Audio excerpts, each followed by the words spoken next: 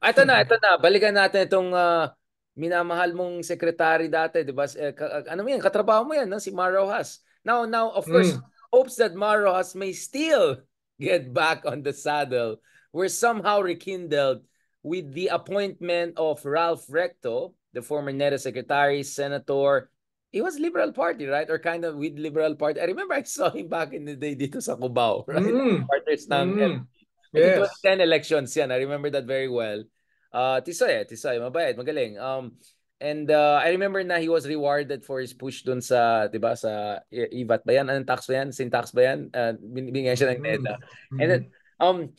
although parang may questions kung talagang nag-aaral siya ng economics sa Lasal. Hindi, may nagsabi na Recto Bank. Hindi, let's not go there. But anyway, so Ralph Recto, na-confirm na what has been said for a few months. So first, narinig ko, last year pa lang actually, na Jokna doesn't want to stay in the finance for long. Mukhang preference niya back to central bank. I don't know if that's really the next. But he has a lot to offer to the private sector once he goes. Parang nag-negotiate siya to stay for a year more. Pero hindi na pinayagan. Yun nga. So I think they wanted more stability kasi transition yan. And then Frederick Go also from Robinsons, the whole Go Kong Wei conglomerate has also come in as an economic czar with some degree of power, supervisory power.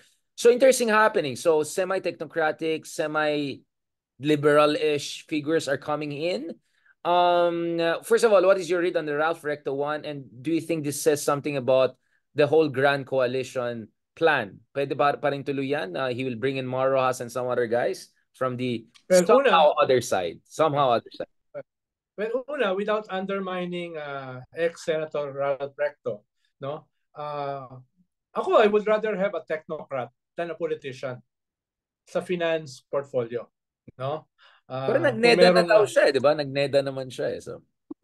I'm not sure, no? At ikaw, Lasal ka eh. So, ikaw na bahalang humatol sa iyong kapwa Lasal yan, no? Nagturo lang naman ako doon. Sige ba? Ikalawa, I don't know about his degree, pero nag-NEDA secretary naman siya. yeah. So, I don't know. I mean, probably learned a thing or two as a technocrat. Actually, hindi ko sigurado yung mga yung NEDA, yung finance, yung ako mas better sa akin na isa na lang yan eh. No? Naguguluhan ako dyan sa mga divisions na yan eh. No? Kaya hindi ko alam how they complement each other, no? Lalo na yung mga OCG, yung mga director, etc. No? Masyadong mga pampabagal o pampa-inefficient ng pagpapatakbo ng ating ekonomiya. Red tape. Pero so yung ikalawa, tingin ko walang relasyon eh. Yung dating LP at tinanggap, wala ko nakitang relasyon na sa possibility halimbawa with Mar. No, tingin ko yung gobyerno tinitignan pa nila mas personality, mas yung lapit o layo dun sa mga decision makers rather than yung political color.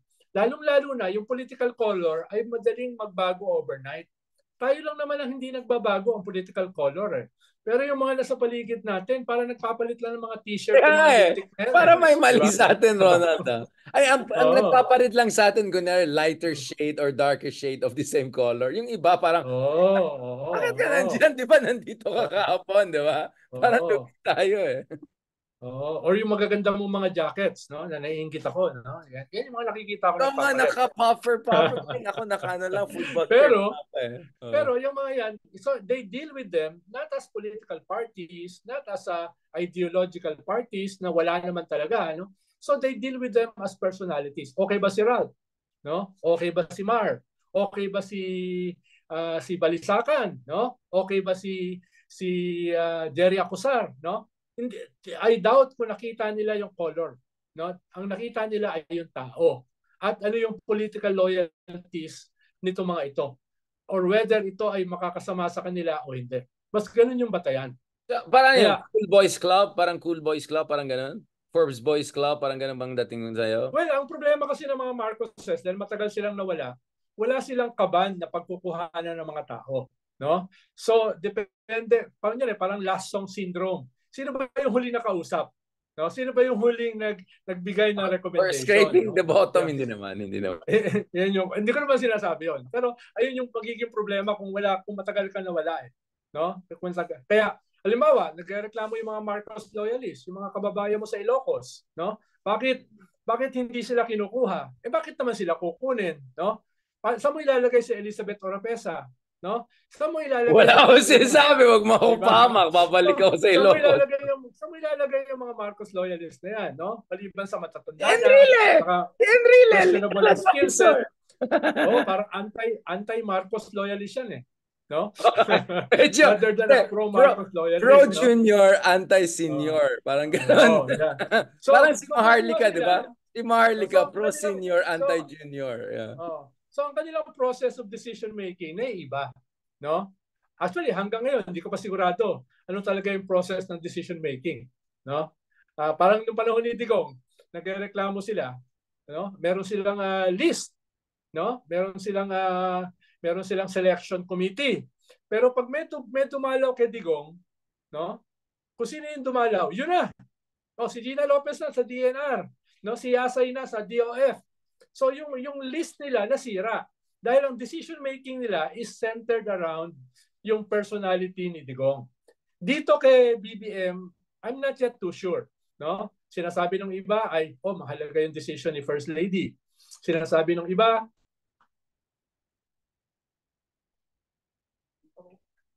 sinasabi ng iba sinasabi ng iba ay merong team na nagdidesisyon, no? Ako duda pa ako diyan eh, no? Tingin ko ay halimbawa, alam ko yung sa Secretary of Health, no? Sa Secretary of Health ay na-interview na yan, na-aprobahan na. Pero last minute ay merong inihabol. So I'm not too sure how decisions are made, halimbawa sa appointments. No? Siguro baka by the midterm alam na natin kung paano. So ang sinasabi mo medyo sabog yung proseso ng recruitment and all of that. I mean also it's because nawala yung si Vic Rodriguez, no? And wala naman talagang replacement siya, 'di ba? In a sense of the same level of comfort, etc. So what you're saying is parang hindi pa rin maayos yung organizational structure and running of itong Marcos administration. Although even though he's entering already the midterms time.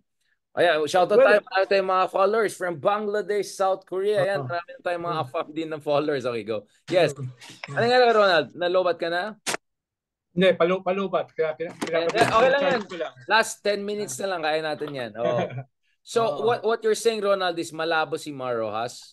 So, parang tingin mo, it's just a comfort level thing and it just happened that Bieber was comfy with Ralph Recto. So, yeah, let's go with that. And mukhang mabango naman si Ralph Recto siguro sa investment. Ang sinasabi ko lang, Big R, walang relasyon yung appointment ni Ralph Recto kay Mar Rojas. Sa political yun ang sinasabi ko. Yeah. No? I see what you're saying. At for now, alam ko may tumutulak sa DOTR, pero so far ay ayaw naman palitan ni BBM si Bautista. No? Meron ding tumutulak sa DTI, no? At balita ko may mga na-interview na tungkol diyan. Pero until it happens, alam mo ba kahit yung Recto until it happens, it never happened, no? Yan yung nangyayari. Pero tingin ko yung kay Ralph mukhang sigurado na yun. Dahil ang balita ko ay nag-request yung incumbent na mag-extend pa ng 1 year. Pero mukhang hindi na napayagan. No? Yun yung nangyari. Kaya more or less sigurado na. Yung iba na nachichismis, I'm not too sure. Ang tingin ko yung kay Bautista ay bagamat may mga taipans na nagtutulak at may mga bumabanat kay Bautista, mukhang hindi pa willing si BBM na i-let go si Bautista. No? DTI, pwede. Favorite mo yan eh. Favorite mo yung DTI talaga eh. Mukhang beating all odds pa rin ng BTI. Talo pang Bitcoin dyan. Okay, last point dito sa... balikan natin itong debate na. And now with the Chacha question coming in strong, do you think there's more reason for the opposition to try to win also national positions, or do you think there's less? I mean, I know your analysis already implies certain thing, which is slightly different from my take. But ako kasi ang take ko, Ronald, is if they don't get it through now, they'll try to finish most likely they'll try to finish it right after 2025 elections. Because I think malabo na each charter change mo before midterms. Parang I'm just having a lot of doubts about that. So for me, the opposition should have a little bit of a seat at the table should the whole charter change move into the final gear or final chapter early after elections next year habang hindi pa lame duck si BBM.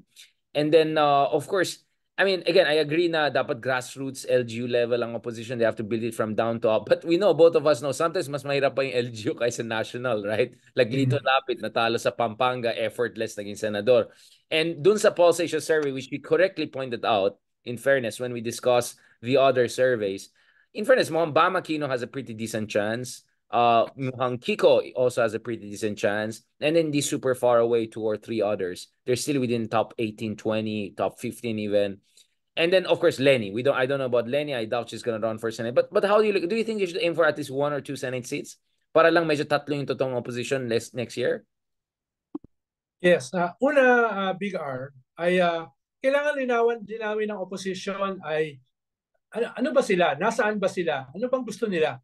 Dahil parang there's such a huge vacuum sa opposition, at least yung traditional opposition. At politics hates sa vacuum no? Kaya ang lumalabas ngayon, sabi nga ni Darius Bundok, parang nagmumukha pang opposition yung mga cavaliers, di ba? Yung mga ex-military. Dahil on different issues, electoral fraud, corruption, etc. Parang sila yung nagpi-feel ng vacuum. Dahil yung traditional opposition, napakatahimik. Correct. No? Napakatahimik. So, kailangan linawin mo na ng opposition. Nasaan ba sila? Sino ba sila? Ano bang plano nila? No? Ikalawa, nitong past 1.5 years, parang may unofficial rapprochement between those traditional opposition and the government and BBM. No, hindi sila masyadong nagbabakbakan. Hindi sila masyadong nagbabalatan. Mas yung new opposition ng mga Duterte ang medyo nagsha-sharpen, lalo na yung kanila mga vloggers ng atake, no? Kaya yun yung ikalawa, na ito bang rapprochement na ito ay maapektuhan itong Chacha? Muka, no? Dahil ngayon ay parang guns blazing ngayon yung mga opposition. Si Christian Monsod magpa-file ng case sa Supreme Court, si Edsel no nagpapa-imbestiga, no, etc. So pwedeng may breath of fresh air ang opposition at makatulong yan dun sa kanilang introspection kung ano na ba talaga sila. Soul searching, almost soul searching. At panghuli, alam ko they have to get their act together. Halimbawa, alam ko may mga talks about Big Ten, no? Kung hindi mabubuo yung Big Tent na yan, malaking problema sa opposition. Paano mahihirapan sila kung tatakbo sila individually, no? Nung mga nakaraang kasing mga buwan, some in the opposition ang tingin, para magkaroon sila ng fighting chance, wag silang pumorma as opposition. Mas pumorma sila as individual senate. Hindi ko alam kung nagbago yan, no? Tingin ko balance sheet, mas okay na mag-unite sila under one big tent with a clear political narrative, no? With a clear political narrative. Kahit hindi sila kasing critical, no, sa gobyerno ng Bongbong, no? Pwede kang mag-create ng political narrative based on that, no? Kahit hindi ka yung sharpest line, direction of the main blow opposition, no? Yun yung pa. Ang delicate, paano yung relasyon nila with the other opposition, with the new opposition? Lalo na halimbawa sa usapin ng Chacha, na parehas silang bumabanat. Parehas silang binabanatan yung signature buying. Parehas silang binabanat. Imagine, sabi ni Digong sa press conference niya, bakit papalitan yung konstitusyon? Maganda naman yan. No? Yun sabi niya, maganda naman yan. No? May nagtanong nga na reporter. Sabi niya, di ba balak niyong baguhin yan? Exactly. No? Pero ibig sabihin, makikita mo na more and more, parehas sila ng banat, parehas sila na magiging kondukta vis-a-vis the government kahit merong difference in intensity. So how will they relate or non-relate with each other? The traditional classic opposition and the new opposition. Yun yung magandang panoorin din. No? Maraming salamat. Thank you so much. I know pagod na pagod ka. I hope your being in Paris has inspired your politika, science politika. No, I can see you very inspired ka lang yan. I hope hindi kita pinagod masyado. But we covered a lot. Thank you so much, Ronald. Looking forward to more discussions once you're back. safe trip home. And thank you so much, Secretary Ronald Llamas, for sharing your voice. As I said, Maraming salamat. marami tayong mga mind-blending dito. Yes. And it's interesting. We keep on testing our hypothesis. No? So I think so far, 50-50 naman tayo in terms of hypothesis natin and all. And you're right, there's still many ponderables and many potential curveballs na dapat natin titingnan. But yun nga, exciting times for analysts, even yung mga Nagpapanggap ng mga pseudo analysts. No comment, no comment. Baka, marami tayong kaaway. Maraming salamat, Sir Ronald. Hindi ako okay lang. Mahilig ako makipag-away. Big R. Sige, sige. Enjoy your evening there. God bless, and Ronald, talk to you soon. Hindi, ayoko nang away. Invite tayo sa next party. Salamat, sir. Si Bigel, iayahin mo na. Ayan na. God bless.